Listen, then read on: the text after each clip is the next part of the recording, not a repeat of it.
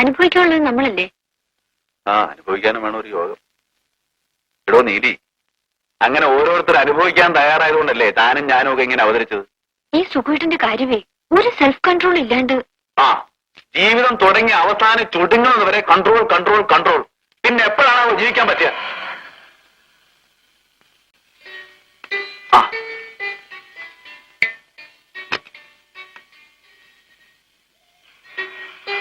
ഞങ്ങളിപ്പോ നിങ്ങളാരും പറഞ്ഞേ ഉള്ളൂ. പരദൂഷണമായിരിക്കും. ഏയ് അല്ല, സുജയെ കാണാൻ ഞങ്ങൾ അങ്ങോട്ട് വരണമെന്ന് പറഞ്ഞു. ആ ബുദ്ധിമുട്ട് ഒഴിവായല്ലോ, ഞങ്ങൾ ഇങ്ങോട്ട് വന്നില്ലേ. വണ്ടി ഇരിച്ചോ. എനിക്കാണെങ്കിൽ ഒരാഴ്ചത്തെ ടൂർ. മുത്തശ്ശിയെ തിങ്കളാഴ്ചയെ കൊണ്ടുവരാൻ പറ്റുമെന്ന് പറഞ്ഞ അച്ഛന്റെ കത്ത്. അവിടെ അമ്പല കമ്മിറ്റിയുടെ തിരക്കാണത്രേ. പിന്നെ ഈ കണ്ടീഷനിൽ ഇവിടെ ഒറ്റയ്ക്ക് വീട്ടിൽ നിർത്താൻ പറ്റില്ലല്ലോ. അപ്പൊ പിന്നെ നാത്തൂനും ഇവിടെ കിടന്ന് കടിപിടി പോയിട്ടെന്ന് കരുതി.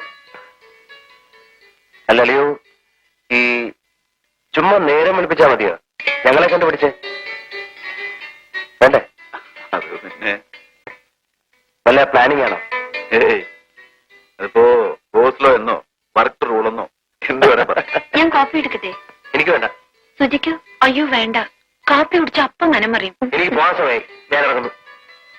അയ്യോ, ഇപ്പഴൊരു കാര്യം ഞാൻ ഓർത്ത്. സുജി വന്നേ. എന്താടാ ഞങ്ങളറിയാതെ ഒരു രഹസ്യം പറഞ്ഞില്ല. എന്താ ഇത്? ഒരു ഉമ്മ. അപ്പുറത്തെ ചേട്ടനുണ്ട്. നീ 2 ദിവസം കഴിഞ്ഞേ വരത്തുള്ളൂ.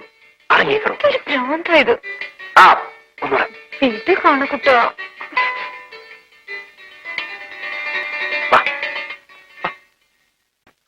എന്താ ഇവിടെ?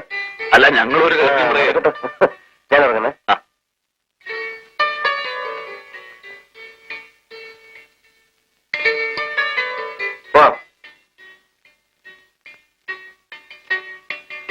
Okay, by. പോന്നേ.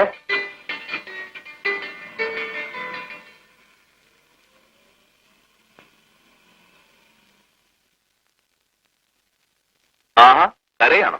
അയ്യോടാ, അവളുടെ ഒരു വിരഹ ദുഃഖം. അവൻ നാളെ കഴിഞ്ഞ് വരത്തില്ലയോ? പോകത്ത്.